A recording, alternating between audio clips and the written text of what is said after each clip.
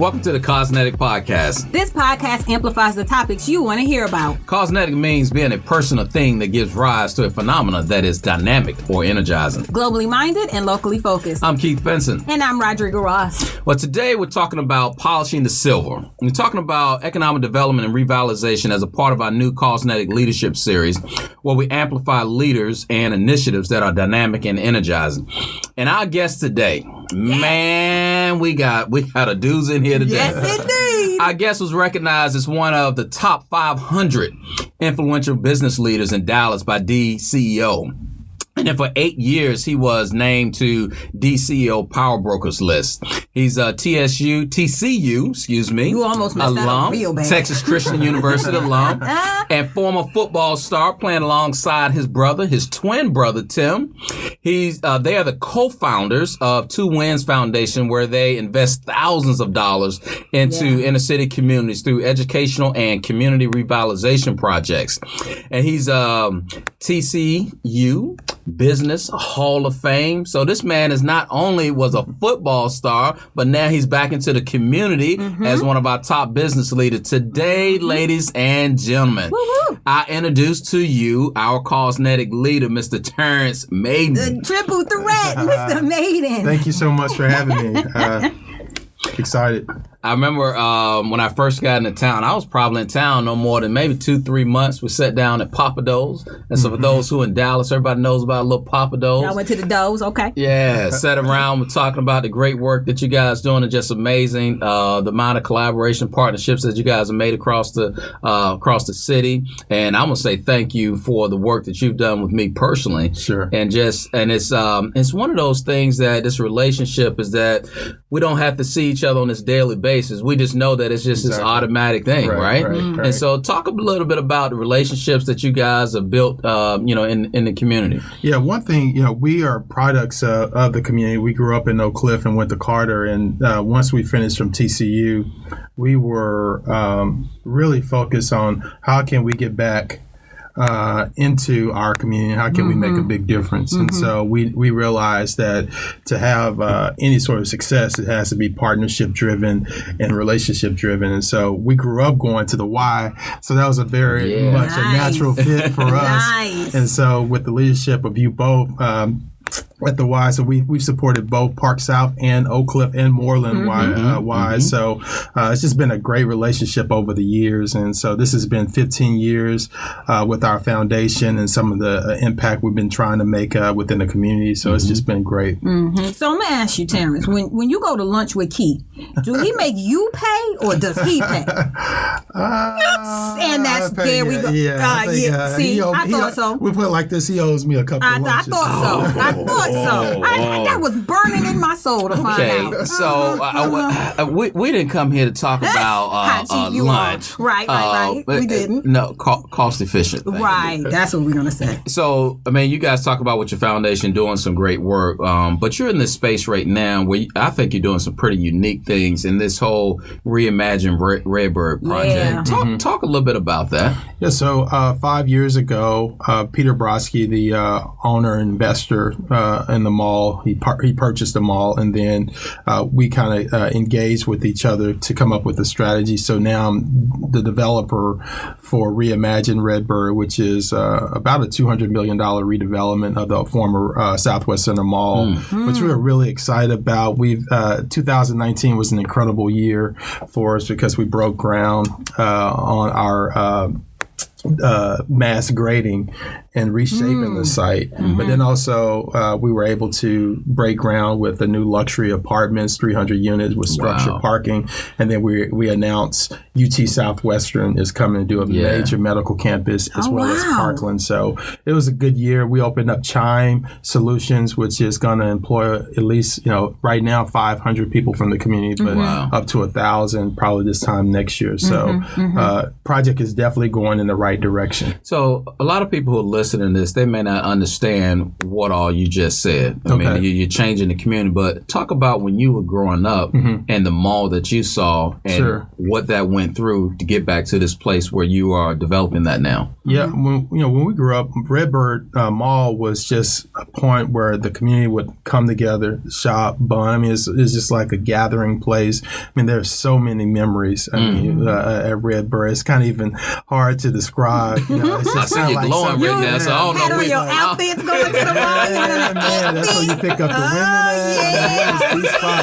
We going to the mall. So it was, as you can imagine, seeing the decline over the years and seeing kind of how a lot of the anchor stores vacated and went to other communities, but the mall still survived. And I think the reason why the mall survived is because the community really cared about it. And so now we're somewhat reaping the benefit of the fact that the community is still engaged there. The community still wants to see high quality amenities there.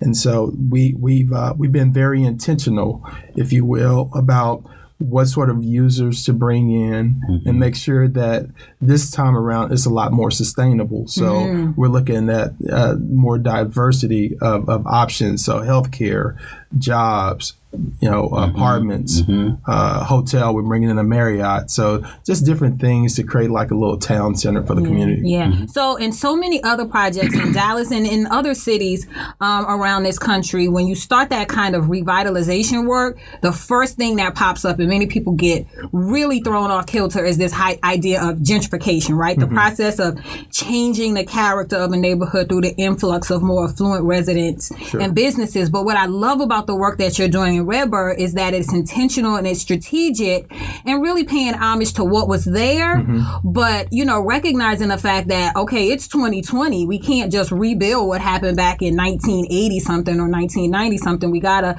kind of pull this neighborhood forward. So talk about some of the things that you guys are specifically talking about or doing in this urban planning process to kind of battle this whole idea of gentrification. That's a great question.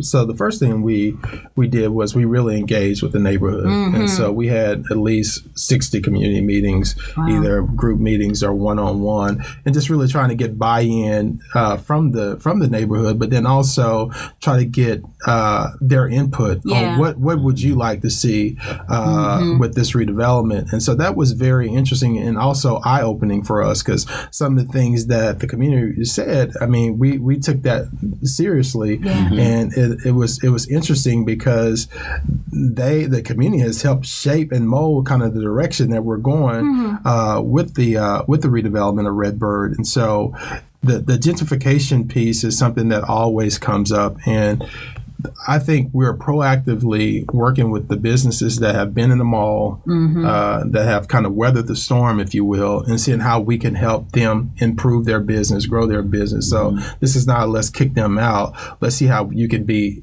more efficient in what you're doing and come alongside us with this redevelopment. And then the community, gentrification is one of these weird things that once something is successful, people want to be near it. Right. So it's kind of like, but we do see the area apartments that were built in the 80s, they're starting to reinvest in their communities, and then also we are starting to see rent increases, and so that's one thing that always makes you a little bit nervous, because then you have people that can't afford to remain in their apartments that are out. Yeah, so I know people are going to be listening to this and saying that, man, I see this type of development happening. You go into these areas that maybe look blighted. Now somebody wants to come in and put in money. We're going to move some people out.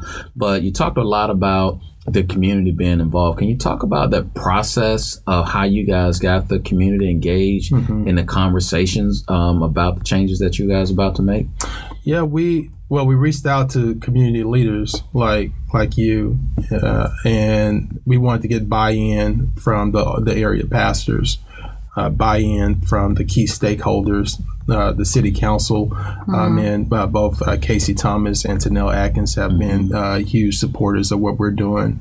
And so it's a top-down approach, but, like I remember like Pastor Carter at Concord would make announcements to the congregation about kind of what the vision is. And I think that's important where the people feel like they're a part of the process. Oftentimes you have these developers that will go into communities and just cast their vision and not really get input from the community. And sometimes that not only does that insult and offend people there, but also it doesn't yield kind of the long-term investment that they were looking for. I saw that happen firsthand, and that was like this amazing experience. And so this developer came in that was selling a piece of property on the south side of Dallas, and the developer came in and showed this plan, and it was about literally 500 people in this one space. And when I tell you that the community was like, no, we don't want that. And it's like, man, it was that power of community coming together, sharing their voice and demanding, no, we want quality in our community. Now, when people look at South Dallas, they have this picture, South Dallas County, they have this picture of it, but you guys are deciding to invest in it. Why invest in it when so many others have turned away? Well, I think that if you look at Southern Dallas, it's a huge opportunity as an investor and developer, and so financially. But also, I think what I call the double ROI, where you can make money and do well, but also you can really cause social impact, and it's kind of like a win-win. And so I think starting with Redbird, we're also looking at a development opportunity right by UNT Dallas now that we think would be very synergistic with the plans that we're going to be sharing hopefully pretty soon with that vision. So you're going to see these nodes around the whole southern half of the city where new development or redevelopment is going to start taking place. And I think it's going to make it more attractive for people to kind of want to come and move back to the city of Dallas.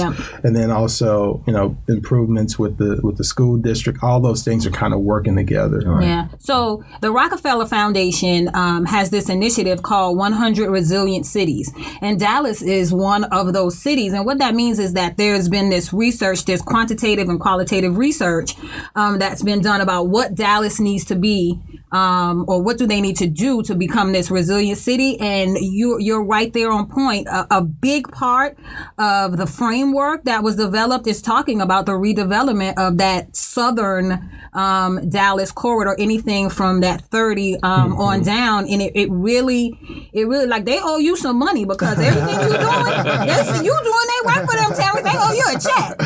But they are really just talking about this resilience, and that really the resiliency of this city is based on how well they can revitalize much of the area in southern Dallas County. And so we're to speak to that. One thing that we're trying to combat is, and there were policies that were implemented in the cities in the 80s that we're trying to combat now. Because if you notice the number of apartments that are located along I-20, well, the city designated that area for affordable housing, and they clustered that in one geographical area in the southern half. And so those are the pockets of opportunity when you start thinking about, okay, how can we improve this community? Well, bring better amenities, better housing for families that want to move in, and then also improving the school district. Yeah. You guys had another project, a little bit smaller, the Walmart project. And,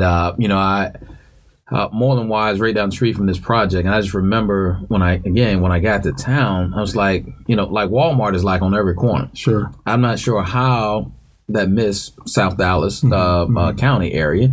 We used to drive all the way over to the Wheatland area, but now you guys got the project over there, and it's thriving right now. But I know the community, that literally the neighbors right there, were heavily involved. Talk about how can a community make sure that they can get the amenities that they want into their community? Yeah, I think it starts with the homeowners association and having community meetings, and then once you hear about a project like Walmart coming in, being vocal about what you'll like to see. One of the things I would say about the Glen Oaks Homeowners Association and Councilwoman Carolyn Arnold was the chair of that HOA. They were adamant. We want a subway inside the Walmart. We don't want the older looking Walmart. We want the new looking Walmart. Right. Yeah. And so people listen. And so we gave the community what they want, and the community has really embraced that project. It's that area was considered a grocery desert. Yeah. Where people had to travel quite a distance to get just basic needs. So for our company to have the ability to kind of impact that in a meaningful way meant a lot. And, Glen Oaks is the community I grew up in as well. So, it's always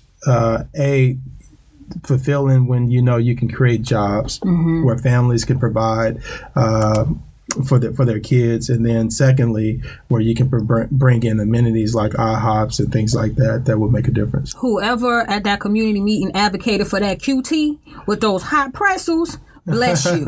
Bless you on making a very good suggestion, because those pretzels sound like you done had a pretzel or two. Well, I'm trying to support the community and the businesses. And a great job you are doing. Thank you. I appreciate that. Yeah, I remember growing up in Portsmouth, Virginia, P-Town, 23704 in Virginia. You're the only one excited about that. Hey, I'm repping the hometown. Yeah, you are. We had Tile Mall, which was likened to Redbird Mall, and I just remember clearly that like when you walk through the mall, like you had to turn sideways because it was just that crowded, and that's where everybody went. But then coming out of the 90s, you could see that downturn begin to take place, and then some years went by, and it was just amazing that what the city did was that they got developers and companies in, master planned that area, and they brought that development back up. Now they went away from the mall concept and they built more of a kind of a strip mall in there, and where they had several Lowe's is an anchor store in there, and some other department stores in there, and now you got this vibrant area. And at that time for our city, it just truly turned the tides, because now other areas begin to pop up as a result of that one project. And it sounds like something that's about to happen here is that mall gets on point, and some other areas about to pop off. Yeah, I think so too. I think hopefully what we're doing will be a catalyst for that whole corridor, and with the redevelopment, we're going to demolish a third of the mall. Okay. Oh, wow. And then we're going to put in more of a street grid, so it's more walkable, and we're building a lot of green space. So we are going to invest in a $2 million 1 acre lawn that we're calling the lawn at Redbird, where it'd be very community centric, where we have yoga, we have movie night. There's going to be a new Foot Locker power store right on there. I'm going there. So yeah, it's going to be amazing. It's Please don't I'm going there. Please don't start with If my son is listening, we going there. Yes, we have on the Cosmetic Podcast with us Terrence Maiden, CEO of Russell Glen. Russell Glen. Russell Glen. Tell us about Russell Glen. So Russell Glen is a street that we grew up on. Okay. In Oak Cliff. And so I want to pay homage to, everybody we kind of, grew up in the hood with. And for me, Russell Glen was a connector, right? Okay. And so I believe in this notion to bloom where you were planted. And so I feel like, I was planted here in Oak Cliff on Russell Glen, and just see it as an opportunity really to bloom and really make a difference, not only within the city of Dallas, but look at other communities even across the country that are similar to the Oak Cliff community that has that sort of history and opportunity to make a difference. Yeah. So I will tell you at the YMCA, we just we're dipping our toe, and we're moving into this phase where we call our grow phase, right? And the grow phase really for us is this notion of a multi-year initiative where we'll expand into some areas areas that the YMCA isn't already located, but more importantly, we will really kind of true up our services in areas that may have been underserved or where we could do more. And so as a result of the stuff that you're doing, you know, the YMCA is looking at how can we serve families better. And our president and CEO, Kurt Hazelbaker, has said that, you know, as North Texas and communities in North Texas continue to grow and more families are there, you know, our important part of our mission is to serve those families.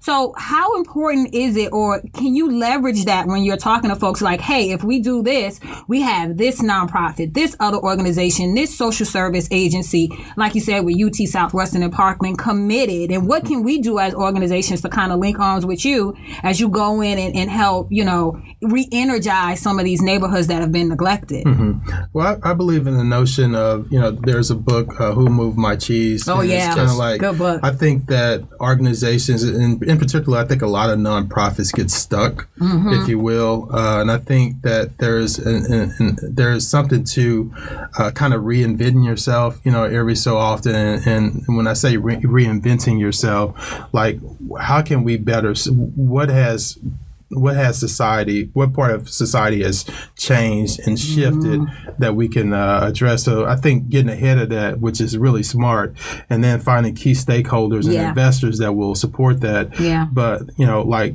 you've done just a terrific job in the Fair Park at the Park South YMCA.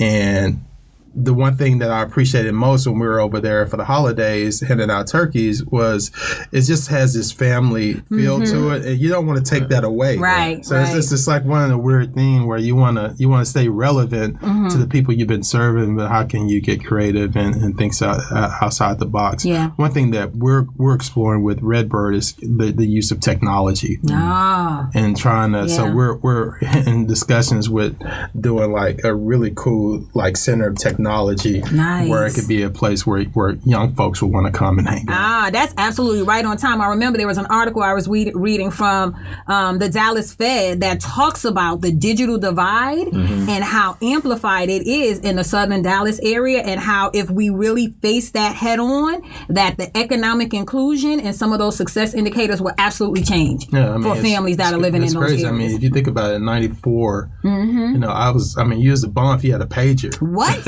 And everybody had a code, I gotta go make a phone call. You got the page the love deal. Yeah. And so now you think so just think how far society has advanced. Yeah. And just kind of imagine where we're going to be the next 10 to 12 years from now, and how can you get ahead of that? Yeah. So, and even when you're building stuff, just thinking through infrastructure that supports technology, right? And mobility, all those things there. And so we're trying to get ahead of that curve with design elements of the mall. And so we're excited about that. They should have holograms of like me. Don't act like that, Keith. Not today. Don't act like that. Let us in on. Can you let us in on any little secret that maybe, you know, like everybody else doesn't know, but maybe just our listeners here on the Cosmetic Podcast. You ain't supposed to know. You can let us in on something. Well, I think one of the things that we're trying to explore, and I think UT Southwestern is one of the best when it comes to healthcare. I've been a healthcare provider, but even with their design, they're wanting to come in and be a lot more engaged in the community. So they're going to be focusing, you know, primarily on diabetes, cancer, neurology, but how can they improve their level of quality? So I don't think it's necessarily in this scenario a technology deal, but it's more so being willing to leave their campus and come to Southern Dallas. And this is something that is really outside the box for them. Yeah, because they're not on the south side. No, not at all. They don't have pop-up clinics. This is one where we're very appreciative to Mark Neve at UT Southwestern for being willing to stand up and say, I think we need to do this for this community. Yeah. And so hopefully they're successful, and you'll start seeing other followers to come. So what would you say to those, we got a lot of business leaders out there, and from what I understand is that they don't shop South Dallas, but it's more North Dallas, that they may build on, develop on. That's where they concentrate. What would you say to other businesses about coming to the South Side? No, so we're in this weird sort of phase right now. I think we can easily look up in 15 or 20 years and see a much different Southern Dallas. Yeah, I agree. And I think it's trending that way. I think the business leaders that are more, I would say, risk takers are are willing to pioneer a little bit. Yeah. They get it. Like they're on board immediately. The ones that you have to kind of, for an example, we met with Nordstrom's Rack very early in our process, and it's like, man, we're very interested in this, but we want to be like eighth. We want to be like, once you get all these other things done, and once you remove all those barriers, it's an easy decision. Right. So, but I think that's what makes leaders special, when they can see, when they have this vision, and be willing to take calculated risk, and to make a difference, but also to see a business there. You know? So where can you're doing some awesome work? Where can people find you at? Yeah. So. RussellGlen.com is one. Then I'm on the social media feeds, TG Maiden. And then we have our foundation, twowins.org. Okay. Now, I'm going to tell y'all, this man blew up LinkedIn. I'm looking at this. You just won an award recently, got recognized in a magazine recently. And man, the likes, and they just keep coming and coming and coming. I think you probably up to about 1,500 different reactions on that right now. But thank you for being here on as a guest here. We had the CEO of... Russell Glen. Russell Glen. Thank you for letting him say it so you didn't butcher it. Good call. Thank you for listening to Cosmetic, where our conversations are globally minded and locally focused. Check us out at www.ymcadallas.org/cosmetic. And as always, stay dynamic, stay energized, stay cosmetic.